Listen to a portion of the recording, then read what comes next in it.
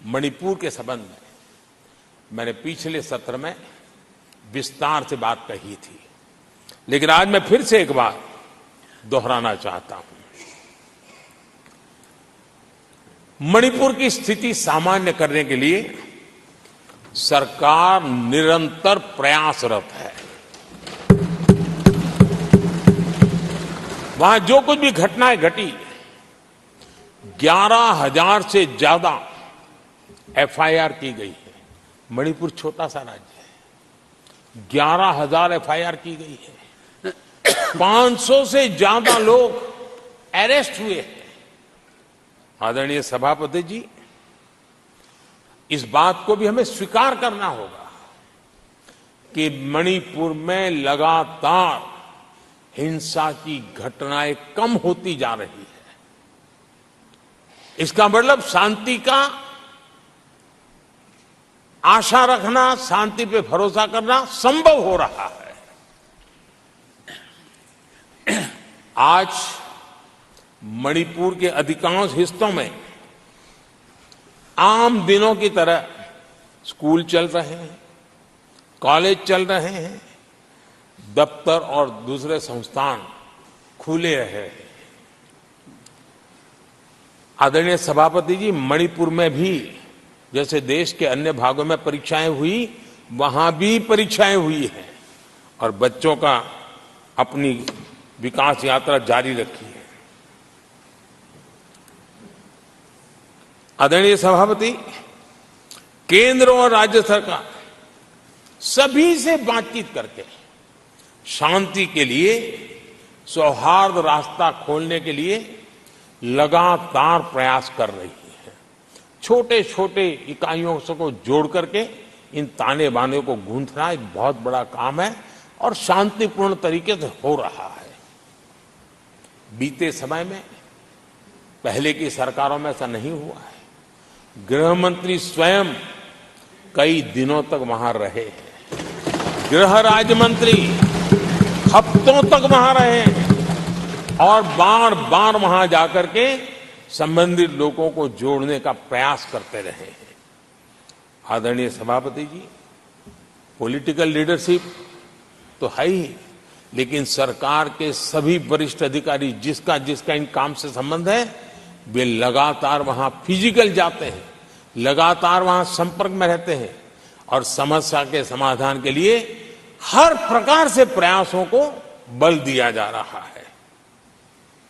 आदरणीय सभापति जी, इस समय मणिपुर में बाढ़ का भी संकट चल रहा है और केंद्र सरकार राज्य सरकार के साथ मिलकर के पूरा सहयोग कर रही है। आज ही एनडीआरएफ की 2 टीमें वहां पहुंची है, यानी कि प्राकृतिक मुसीबत में भी केंद्र और राज्य मिलकर के मणिपुर की चिंता कर रहे हैं। आदरणीय सभापति जी, हम सभी को राजनीति से ऊपर उठ करके वहां की स्थिति को सामान्य बनाने में सहयोग करना चाहिए। ये हम सबका कर्तव्य है। आदरणीय सभापति जी, जो भी तत्व मणिपुर की आग में घी डालने की कोशिश कर रहे हैं, मैं उनसे आगाह करता हूं कि ये हरकतें बंद करें। एक समय आएगा मणिपुर ही उनको रिजेक्ट करने वाला है, ऐसे लोगों को। आदरणीय सभापति जी, जो लोग मणिपुर के इतिहास को जानते हैं, मणिपुर की घटनाक्रम को जानते हैं, उनको पता है कि वहां का सामाजिक संघर्ष का एक लंबा इतिहास रहा है। उस संघर्ष की मानसिकता की जड़ें बहुत गहरी हैं, इसको कोई नकार नहीं सकता है। और कांग्रेस के लोग ये न भूले कि मणिपुर में इन्हीं कारणों से 10 बार राष्ट्रपति शासन लगाना पड़ा है। इतने छोटे से राज्य में 10 बार प्रेसिडेंशियल रूल लगाना पड़ा है, राष्ट्रपति शासन लगाना पड़ा है। कुछ तो मुसीबतें होगी और ये हमारे कार्यक्रम में नहीं हुआ है, लेकिन फिर भी राजनीतिक फायदा उठाने के लिए वहां पर जिस प्रकार की हरकतें हो रही है, और राष्ट्रपति जी, आदरणीय सभापति जी, मैं इस सदन में देशवासियों को मैं बताना चाहता हूं, 1993 में मणिपुर में ऐसे ही घटनाओं का क्रम चला था और इतना तीव्र चला था, इतना व्यापक चला था, वो 5 साल लगातार चला था। तो ये सारा इतिहास समझ करके हमें बहुत समझदारी के पूर्वक स्थितियों को ठीक करने के लिए प्रयास करना है। जो भी इसमें सहयोग देना चाहते हैं, हर एक का सहयोग भी हम लेना चाहते हैं, लेकिन हम सामान्य स्थिति को बरकरार रखने में, शांति लाने में भरपूर प्रयास कर रहे हैं। नॉर्थ ईस्ट को लेकर सवाल उठाते हैं। उन्होंने नॉर्थ ईस्ट को अपने हाल पर छोड़ के रखा था, क्योंकि उनकी जो चुनावी हिसाब किताब होता है, नॉर्थ ईस्ट से इतनी ही लोकसभा की सीटें हैं, क्या उससे राजनीति में फर्क पड़ता है?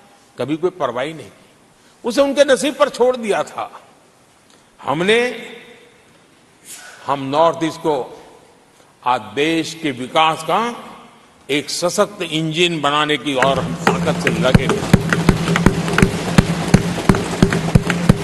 नॉर्थ ईस्ट पूर्वी एशिया के साथ ट्रेड, टूरिज्म और कल्चरल कनेक्टिविटी उसका गेटवे बन रहा है।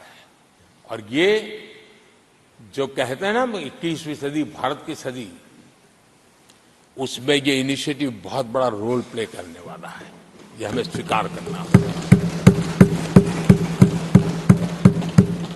आदरणीय सभापति जी, हमने नॉर्थ ईस्ट में गत 5 वर्ष में जो काम किया है, और अगर पुराने कांग्रेस के हिसाब से साथ उसको अगर तुलना कर दी जाए, हमने जितना काम 5 साल में किया है, इतना अगर उनको करना होता ना, तो कम से कम 20 साल लग जाते, एक पीढ़ी और चली जाती। हमने इतना तेजी से काम किया है।